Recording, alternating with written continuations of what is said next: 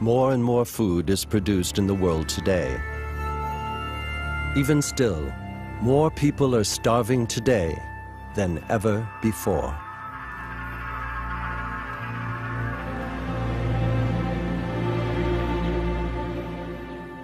The United Nations says that world agriculture could feed 12 billion people.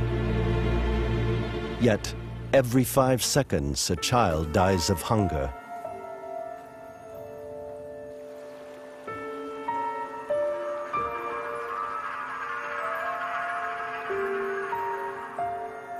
What's going wrong in trying to solve one of the major problems facing humanity?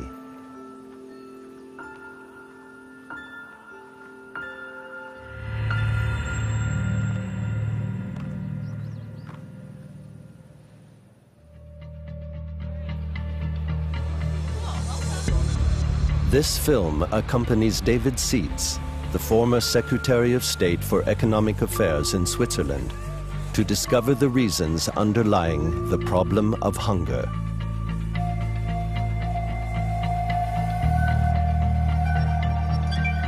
What is the role of modern commodity exchanges?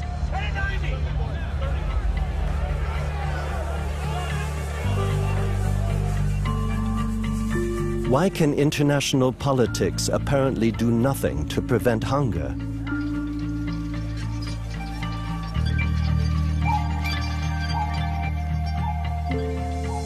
What can third world governments do? And what can the people concerned do?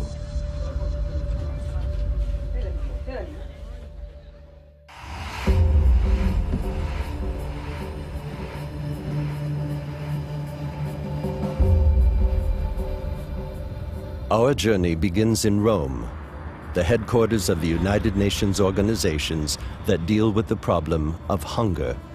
The FAO publishes its statistics each year, and the current figures are shocking. More than 1 billion people go hungry every year, even though our planet could actually feed them all. In 2007, 2008, we had a vertical increase in food prices. This created 150 million more hungry people. During this 3-year period, we had 2 record harvests, right? So global food availability has never really been a problem. The problem was the ability of people to access food when prices were double. So the fundamental problem is that higher prices did not allow people to buy adequate food.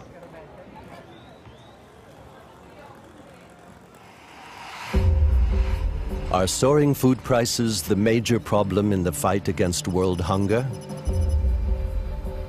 The trail leads to Chicago. This is where the prices for the world's main staple foods are determined. Whereas Wall Street is the place to go for stock trading, the Chicago Mercantile Exchange is the place for commodities. Every day, billions are spent on rice, corn, wheat, soybeans, or sugar. The price agreed on by traders determines who can afford something to eat and who cannot. We meet Trey Kanipa, who has been a trader in Chicago for 14 years. Trey Kanipa takes us into a world known by few, but which determines the life of many. How are you guys?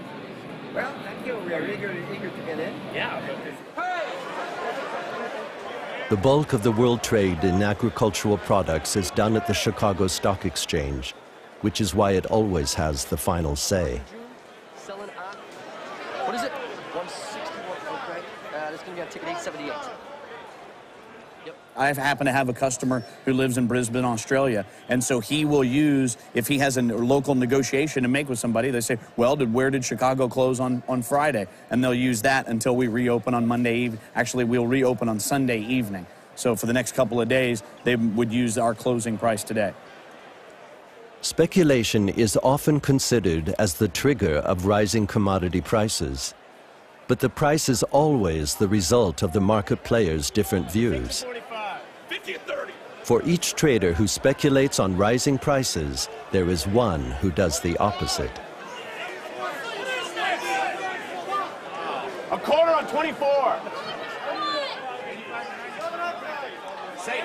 I had the golden egg today, and I made an omelet out of it. I was long some S&P index futures and held them and got out way too fast and could have made more money. Oh well, it's the way it goes. Part of the deal. In 2008, something happened which had never happened before. The prices of all staple foods reached record highs literally overnight. The prices for rice, corn, and wheat doubled within a few weeks. The traders panicked, which amplified the effect.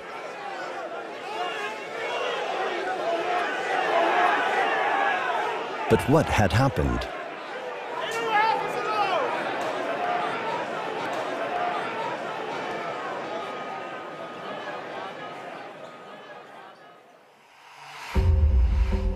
The extreme price rise in 2008 had nothing to do with normal price fluctuation, and it led to a dramatic global hunger crisis. We want to find out who benefited from these rising prices and visit an American farmer. Farmer John Phipps lives about 3 hours' drive from Chicago. I grow corn and soybeans, and that's all we grow. It's a feed grain, a cash crop, it's sometimes called. For that sector of agriculture, I would be fairly typical to maybe perhaps a slightly small farm at 2,100 acres. This year is phenomenal. This is farther ahead than we've ever been at this junction. The old saying was corn knee-high by the 4th of July. Well, we passed that on the 4th of June, and this stuff will certainly be tasseling, be pollinating by the 4th of July. 2 years have passed since the crisis. While U.S. farmers are looking forward to a record harvest, prices are on the rise again. What has skewed prices is the availability of immense wealth. Just on one day, a few of them show up with billions of dollars. That's how much wealth there is available. That's when you get transients in the grain markets that no one can understand and that seem so particularly unfair. I don't know what the answer is to that. And part of the problem is we still haven't come to grips in this world with what to do with all of our money. We have trillions and trillions of excess savings looking for somewhere to be. And part of the volatility that people ascribe to other causes in the commodity markets is simply the result of money looking for something to buy. Only 10% of global agricultural production is traded internationally.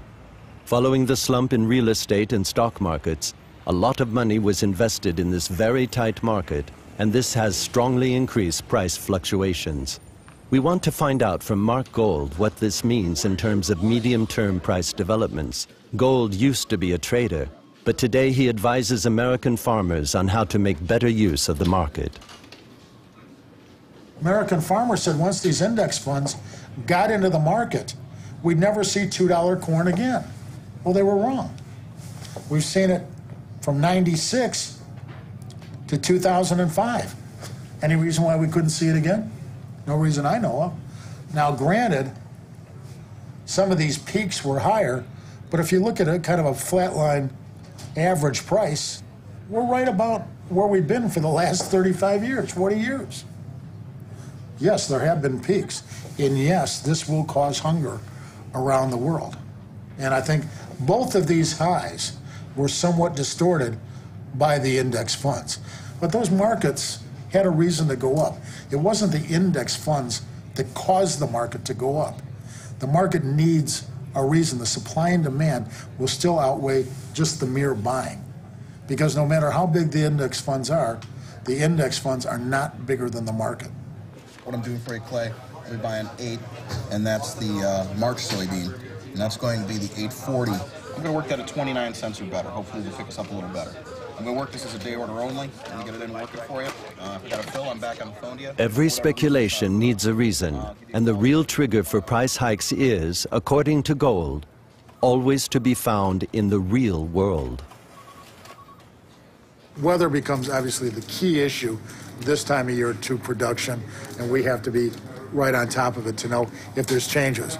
I can assure you, if it turns 95 to 100 degrees in the Midwest and we don't see rain the month of July or the month of August, regardless what the funds may or may not do, these markets, in my opinion, are going straight up.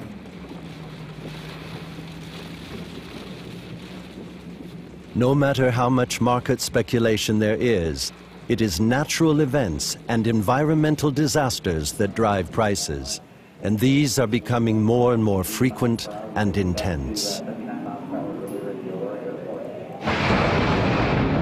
That one was close. That one was right there. That was right at the lake. Even when there is no global shortage of food, local events may lead to global price increases, but it is not unusual for politics to be involved as well. On a bien vu, en 98, avec la crise sur le riz, que des pays qui étaient confrontés à une hausse de prix et qui ont institué des obstacles à l'exportation n'ont fait qu'empirer la hausse des prix internationaux, ce qui a fortement pénalisé des pays qui sont obligés d'avoir recours au commerce international parce qu'ils ne produisent pas assez. As we shoot these pictures, Russia imposes an export ban on wheat because of a drought. Russia is the third largest wheat producer in the world, so the markets react immediately.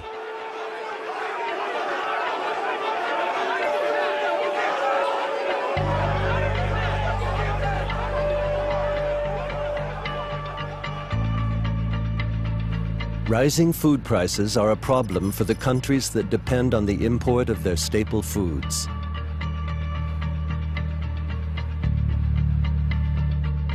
We travel to Senegal.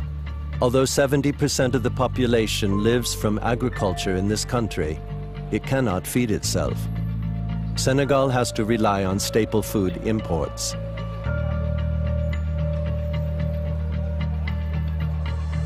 In view of recent developments, such dependence constitutes an existential problem for many countries in Africa.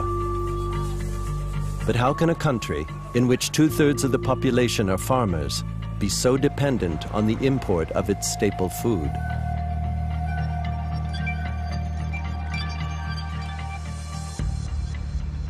Les institutions de Bretton Woods imposaient effectivement au Sénégal, avec le désengagement de l'État, à un moment donné, vers les années 80-84 jusqu'en 90, on imposait à notre État de ne plus investir dans l'agriculture et dans l'éducation, parce qu'on les considérait des secteurs improductifs.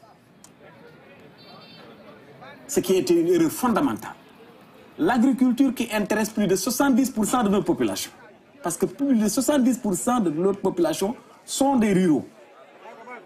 Et cela avait mis à genoux notre agriculture. Les gens n'avaient plus d'espoir sur l'agriculture.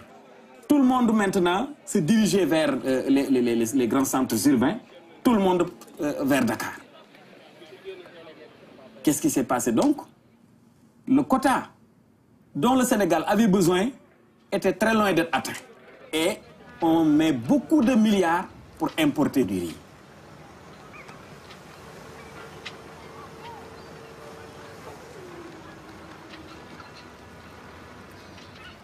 En 2008, la crise alimentaire a frappé le Sénégal.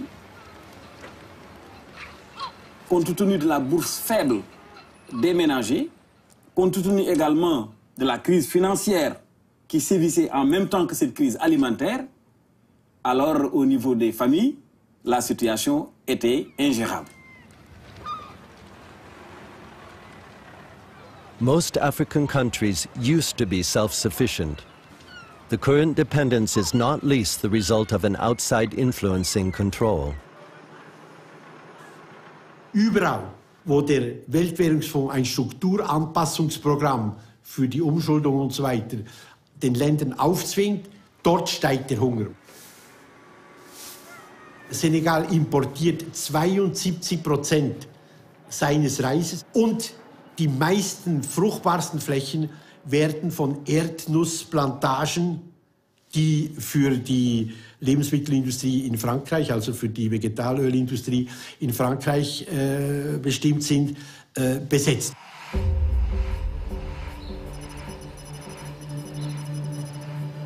Peanuts generate major foreign exchange profits in Senegal. The vast majority of the rural population lives directly or indirectly from their cultivation. But peanuts are not a staple food. Peanuts alone cannot feed the population of Senegal. The income from peanut exports finances the import of staples such as rice. But while the price of imported rice increased constantly, the world market price for peanuts plummeted. This meant the brink of ruin, not only for the farmers, but also the local oil presses. Généralement, il se base sur le prix international. Comme nous devons produire et exporter une partie, si nous fixons un prix ici qui n'est pas adéquat avec le prix international, et nous importons nos intrants, nous importons nos pièces, nous importons nos machines, si on ne suit pas le cours international, on risque d'être en déphasage. Soit on va trop gagner sur les paysans, soit on va perdre parce qu'on va à l'extérieur alors qu'on a acheté cher. During the 2008 crisis, the Senegalese government introduced agricultural reforms. The production of staple foods was increased to make the country less dependent on imports. However, African farmers have to contend with foreign competition. Letztes Jahr haben die Industriestaaten 349 Milliarden Dollar bezahlt an Produktion und Exportsubventionen an ihre Bauern. Sie können also heute auf jedem afrikanischen Markt portugiesische, griechische, deutsche Tomaten, Gemüse, Früchte und so weiter zur Hälfte oder zu einem Drittel des Preises des entsprechenden afrikanischen Produktes, Inlandproduktes kaufen. Und einige Kilometer steht der afrikanische Bauer 10 Stunden unter brennender Sonne mit seiner Frau und seinen Kindern und hat nicht die geringste Chance, auf ein Existenzminimum zu kommen.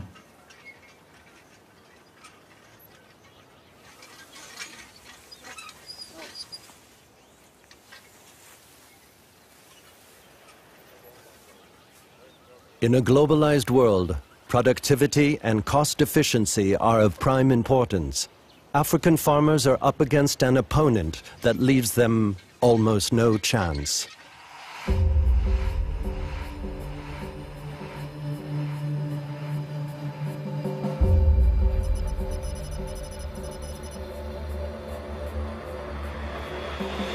Back at John Phipps, his farm is about 500 times larger than an average farm in Africa. This is the largest combine I've ever owned in my 35 years of farming. It is also, however, the smallest combine that John Deere makes.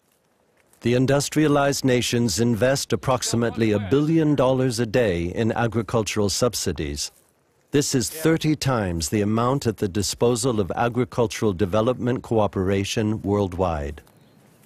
For my entire career, I have found agricultural subsidies to be morally irresponsible, and I mean, there is simply no justification for it. I just get that for having a body temperature somewhere close to 98.6. Not because I do anything, not because I'm worth a while or any deserving factors, simply because I have those acres.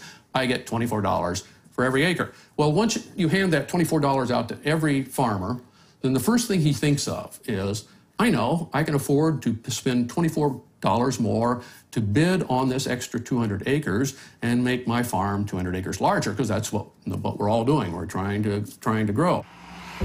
Originally, subsidies were intended as a financial protection of the farmers. Today, they are welcomed as an additional capital investment. More and more is produced. Overproduction is the result. A large part of it is exported, flooding the markets of the developing countries. In Iowa, we meet Tom Youthy. We're going to walk down here to our hog confinement barns. There's 3 barns. They're 220 foot long, 51 foot wide, and they'll house about 1,350 head of feeder pigs per building. Tom also receives yearly subsidies from the U.S. government. Economically speaking, it is irrelevant whether he needs them or not. I don't have any investment into these pigs. I'm just a contract grower. I just get paid for the building, like a motel room. I get paid so much per night.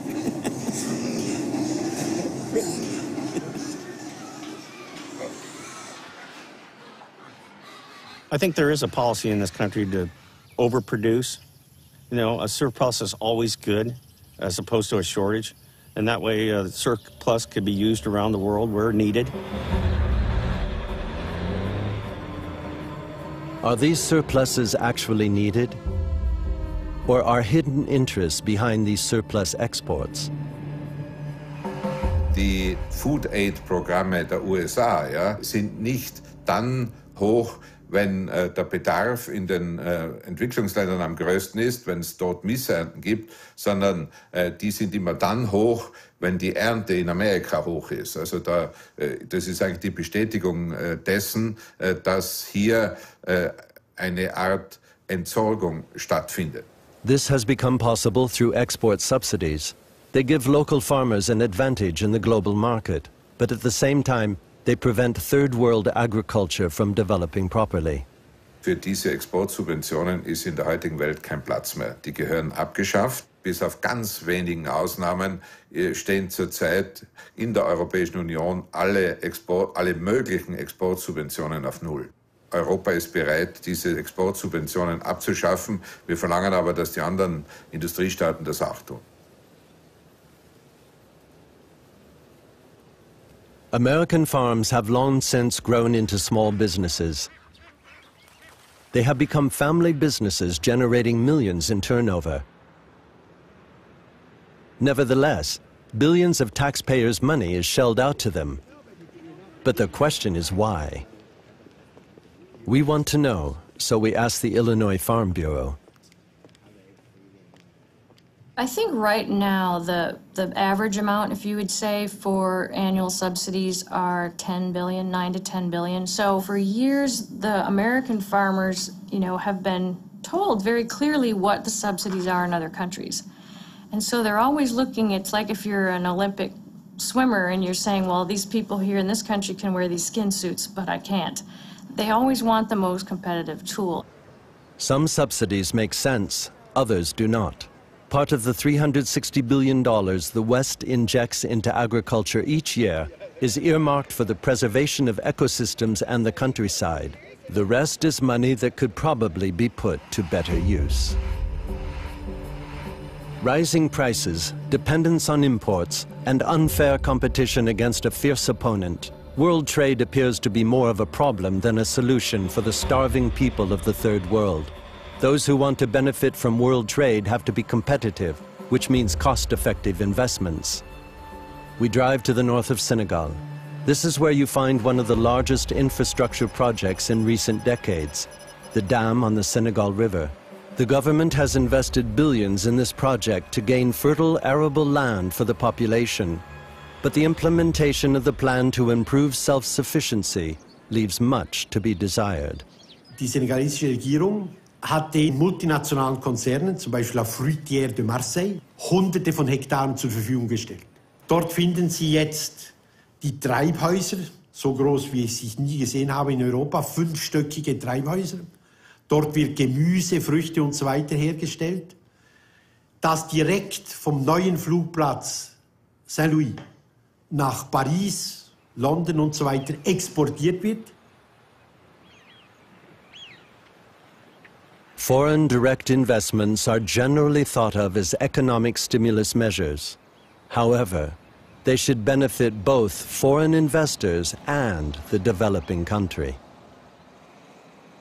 Nous avons ici au Sénégal un esprit d'ouverture pour les étrangers qui veulent venir investir et nous leur facilitons la tâche par le biais des exonérations en ce qui concerne le matériel agricole, par la possibilité de transférer le revenu sans aucun problème.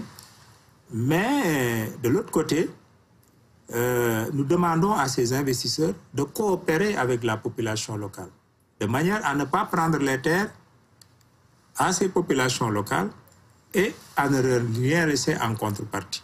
Donc nous encourageons une sorte de coopération.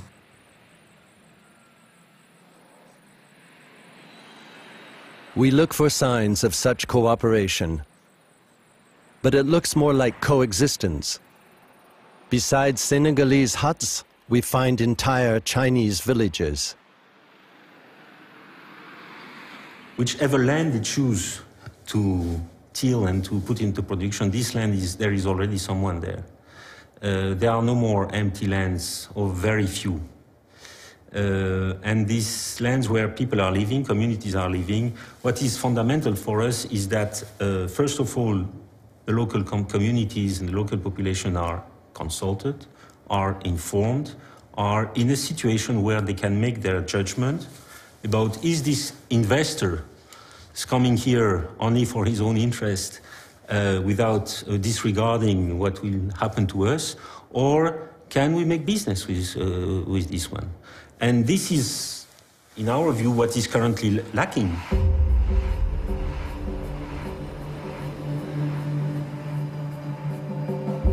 We want to find out to what extent the local population has benefited from the commitment of the French group. We repeatedly requested an interview over a period of several weeks, but were rejected again and again. This is our last attempt on the spot. Et on a demandé l'autorisation, et puis on n'a encore pas reçu la réponse, et on est là maintenant.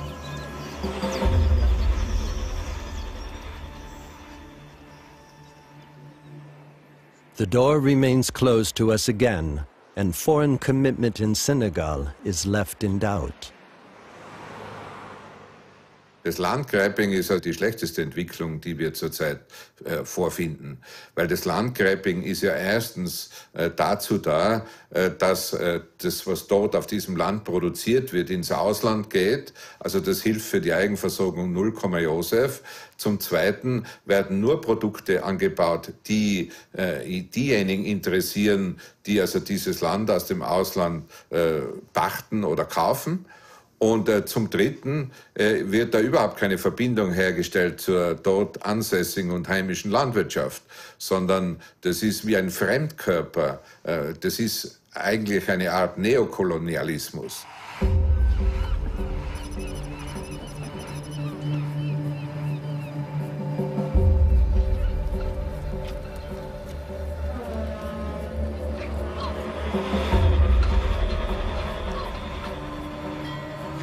Interest in Africa seems huge, although it is more in its riches than in its problems. Senegal has far more to offer than just fertile soil.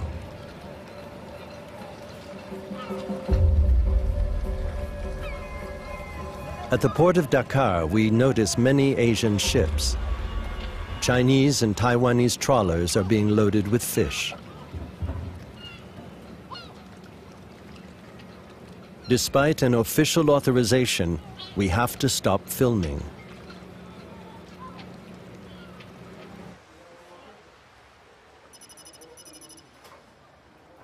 We want to find out where these fish came from and follow the coast further south.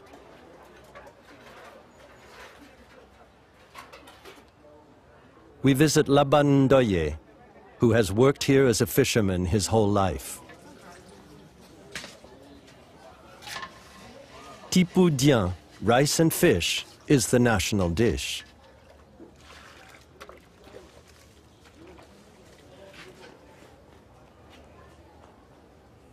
Manam ñun dañ ci ut lekk si li ci des ñu jaay ko xaalis bi la ñuy utiliser si la ñuy tabaxee kër maanaam ma joxe si benn exemple fii ñu ne nii suñu famille bi ñu fi nekkee booba fii melul woon nii.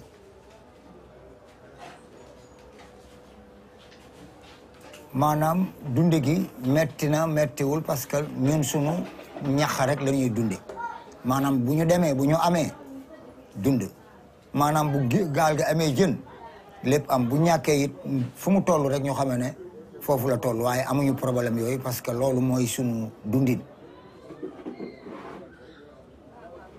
am nañu léegi jafe-jafe yu metti maanaam frais bi ñuy maanaam jën wi dafa amatul maanaam dafa sonn léegi.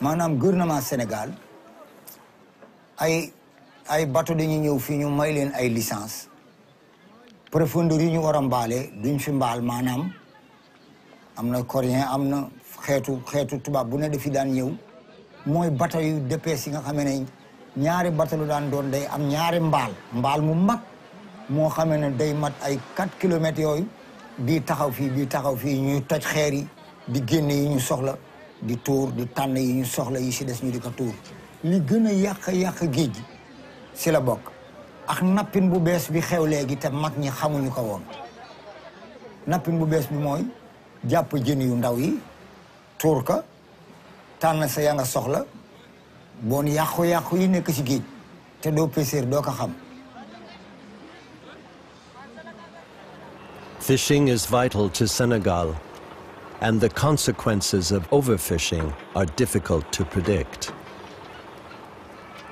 Der Verkauf von Fischereirechten, also das ist eine Provokation. Und da sollte man sich nicht täuschen. Das ist ein Stoff, aus dem künftige Kriege entstehen können. Ja? Und da gibt es leider keine Ausrede. Da ist die Politik gefragt. So we ask the politicians in charge. David seats on his way to the competent minister.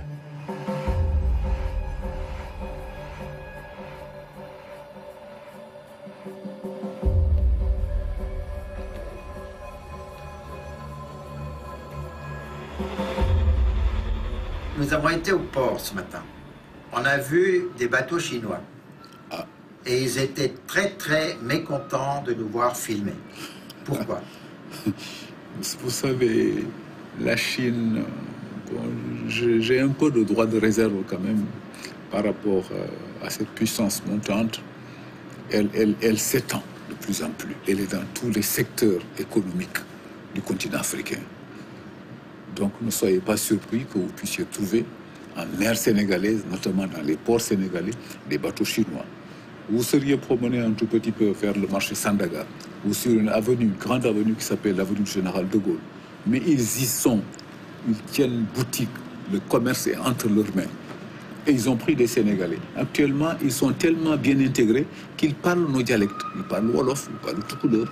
Bien entendu, ils parlent français. Mais que pouvez-vous?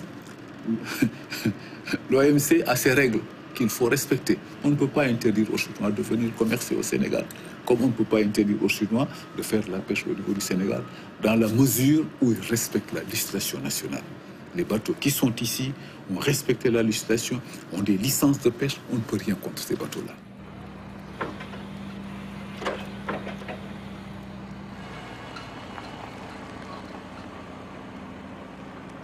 Il faut que l'argent que l'État récupère de par des accords retourne à la pêche, d'abord pour sécuriser nos pêcheurs, mais également pour sécuriser nos espaces maritimes, et sécuriser également tout ce qu'il y a comme poisson dans nos eaux. Parce que souvent, c'est de l'argent qu'on utilise en parlant de recapacitation, ou bien on parle de renforcement de capacité. C'est des séminaires à n'en pas finir, des réunions à n'en pas finir, mais qu'est-ce qui gagne? Ces fonctionnaires, ces consultants qui prennent leur per diem, qui sont dans les hôtels, mais ceux qui sont dans la mer, ceux qui sont dans les champs, sous le soleil, ils ne reçoivent absolument rien du tout.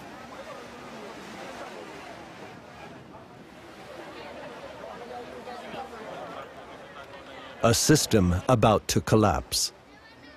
On the beach, we encountered Daniel Gomi. He has a small nearby hotel, and he also lives from the sea. Gomi is angry about the situation here on the coast, and yet he does not only blame others. Vous n'avez pas l'air d'être très content avec ce que fait le gouvernement. En particulier, vous êtes très mécontent de ce qui se passe rien au niveau de la pollution ici. Rectification, pas avec le gouvernement, mais avec la mentalité des populations. Okay. Ils devraient savoir que, quelle que soit la nature de leurs activités, leurs enfants doivent bénéficier de leurs efforts demain. Malheureusement, ce qui se passe, voilà. L'exploitation anarchique des produits halieutiques, des produits qui sont dans la mer, nous a amené à ça. Cette poubelle, cette balise d'immondices, les mailles de filet qui ne sont pas respectées. Résultat, demain, nos enfants n'auront rien à se mettre sous là-dedans. Déjà qu'ils ont des problèmes pour avoir du poisson, de la viande. Il n'y a rien. Qu'est-ce que vous voulez qu'on fasse? Pas le gouvernement. Les gens n'ont qu'à avoir une prise de conscience eux-mêmes. Pousser le gouvernement à mettre en place un système pour les aider à régler ces problèmes-là. Il faudrait qu'il y ait la communication entre le gouvernement et les populations. Là, je suis d'accord. Mais les finalistes, ce ne sont pas nos chefs d'État, ni nos gouvernants. Les perdants, au fini, ce sont nos enfants. Moi, je n'attends pas du chef de l'État qui vienne prendre mon enfant, qui l'amène à l'école, ou qui fasse le marché pour lui. C'est à nous de régler ça. People should take matters into their own hands, says Gomi. We hear about a small village where the population is doing just that. The village Kër Medoun is located in the south of Senegal, about half an hour from the nearest paved road. The 300 villagers live on peanut and millet crops. There is no running water nor electricity. During the 3 summer months, the village suffers a food shortage. This period of about 100 days is called the 100 Days of Bridging the Gap. We meet Soliman Bassoum. He is the initiator of the project Dîner Commun, which is supported by the Swiss Catholic Lenten Fund.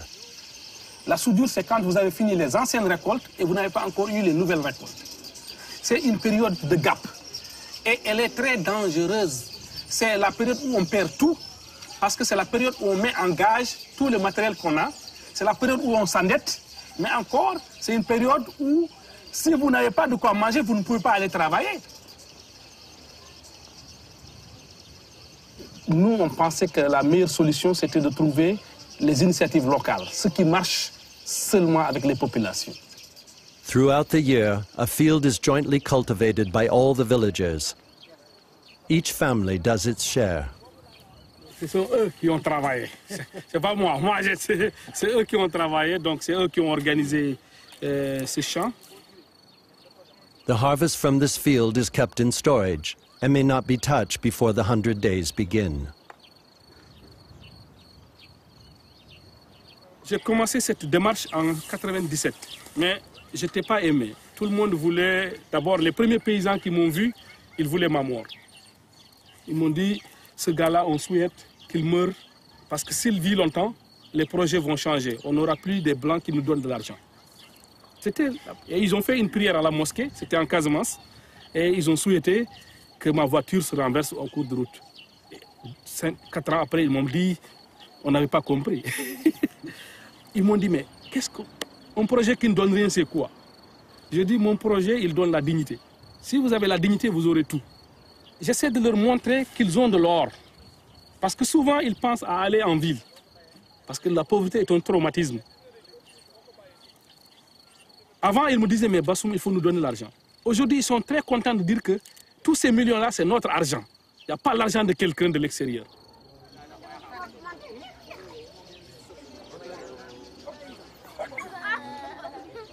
Ich glaube, das Richtige ist, was so schön heißt, Bottom-up-Approach. Ja? Also von unten her die Dinge zu entwickeln. Man muss aufhören, immer alles sozusagen durch die europäische oder amerikanische Brille zu betrachten und so zu tun, also liebe Afrikaner, wir wissen, wie es geht, tut's nur das, was wir euch sagen und dann wird alles gut werden. The people themselves are the base of this project. If one single person or family does not cooperate, the whole project is at risk. You could say that this makes the entire project vulnerable, but you can also say that this is one of its strengths. It is now a normal part of village life.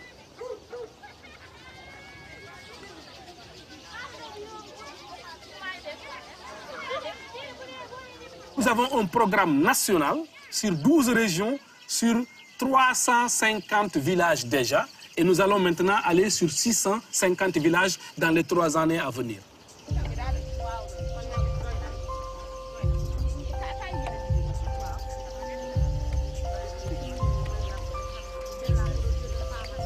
Ce qui nous a beaucoup impressionné, c'était que les villages travaillaient en commun et mangeaient en commun, ce qu'on ne trouvait pas dans les autres villages.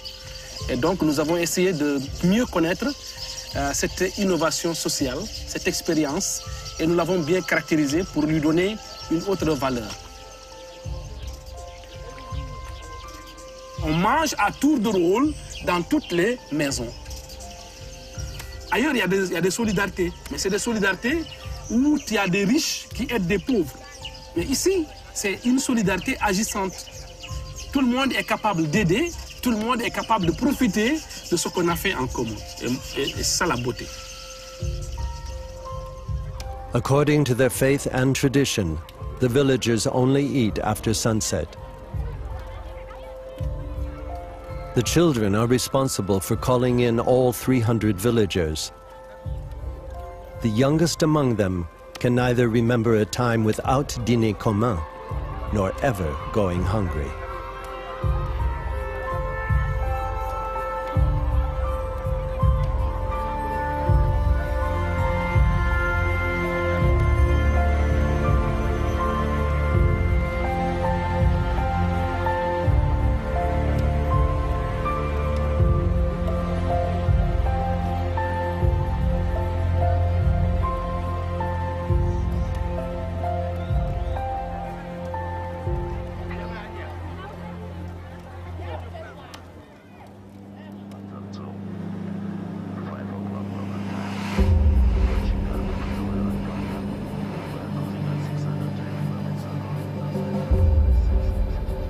Africa is sitting on a great treasure. Previously it was gold, diamonds, or ivory. Today it is the land itself. And in a world of dwindling natural resources, this treasure is taking on increasing value.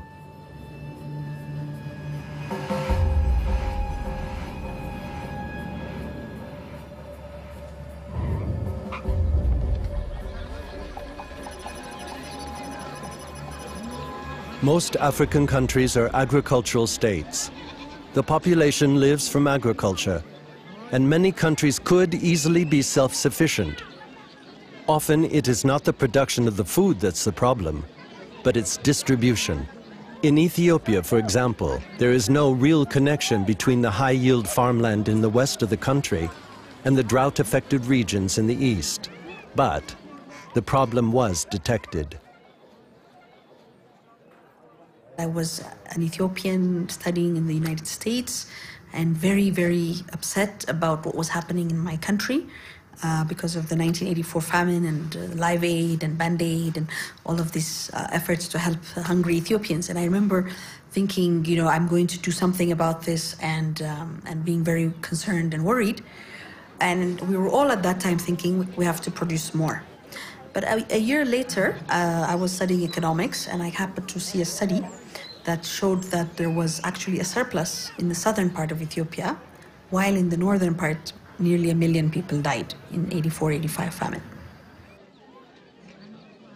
So we had a distribution problem. Why couldn't we have moved through the private market system that grain to the north where there was a severe drought? And obviously there was a disconnect, and that disconnect is information gap, lack of contract enforcement, lack of grades, lack of transport, lack of infrastructure. So all of these things makes markets work or not work. The history of famine in Ethiopia has made one thing clear. Developing a functioning market is the most efficient weapon in the fight against hunger. A connection must be established between supply and demand. Ethiopia has begun to build its own infrastructure. The farmers must get access to the market, and because it is difficult for an African country to compete in the world market, Ethiopia has simply developed its own. Addis Ababa, the unofficial capital of Africa, is the headquarters of the African Union and the birthplace of a new self-confidence. This is where the plans are laid for Africa's future. ECX, the Ethiopian Commodity Exchange, was founded in 2008. It is one of the most visionary projects in Africa. The establishment of this trading center in the capital is meant to revolutionize the country's vital commodities market. The idea comes from a woman who knows the economic theories of the industrial nations, as well as the realities of a developing country. Basically, what we're trying to do is to make trading something that's a reliable, secure, efficient marketplace so that people can trade in the way that organized markets in the Western world have evolved. So we had to do several things. One is to guarantee the integrity of the product. So to do that, we do a quality certification. So we have laboratories and we grade the commodities. Then we guarantee the product through warehousing. So by keeping the commodity in a known place, then you're sure that the buyer will be able to get it.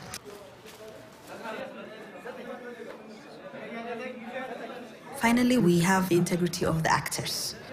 Normally, our trading is based on relationships. My cousins, brothers, wives, sister, whatever.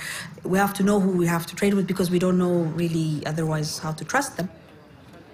When societies figure out how to enable people who don't know each other, who don't have to be related to each other, but who can trade anonymously in the marketplace, then the flow of goods and services will grow dramatically, and that brings about wealth and prosperity.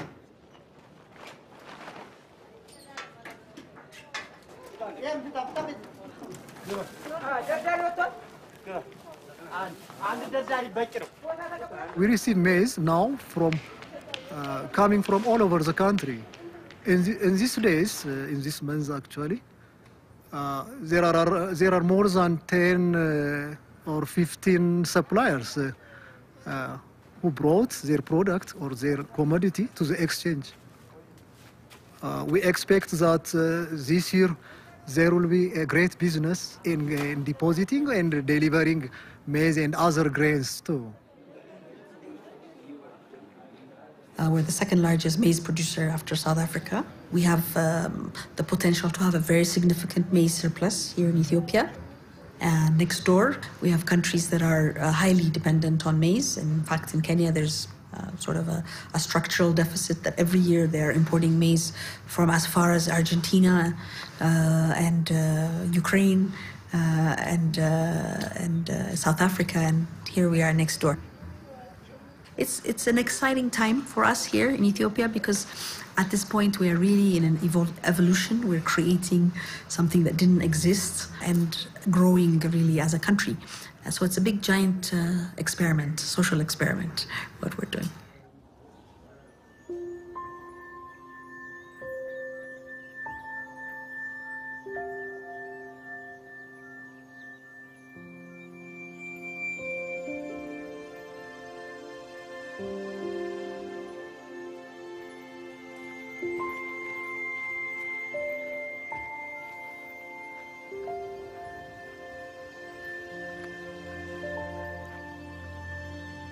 Potentially, we can feed the world by 2050.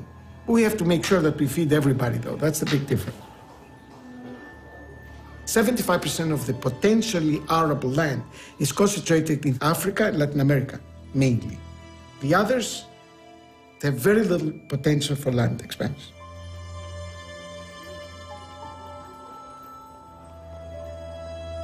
Si on ne fait rien, mon sentiment est que les prix vont monter.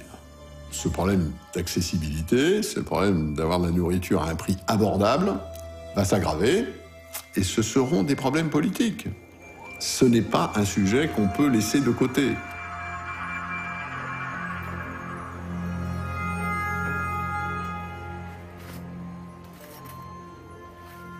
We must put an end to this situation of hunger and extreme poverty, and the only way to do it in a sustainable way is actually to enable farmers first.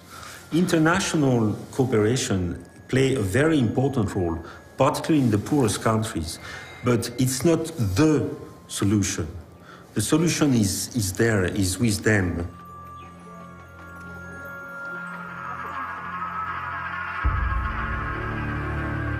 Nous voulons avoir notre dignité. Nous voulons être ce que nous sommes. Et pour être cela, nous avons besoin de mettre un système que nous maîtrisons, qui n'est pas dicté par un autre. Parce que quand le système est dicté par un autre, on risque de se perdre. On doit obéir à des règles qui culturellement ne partent pas.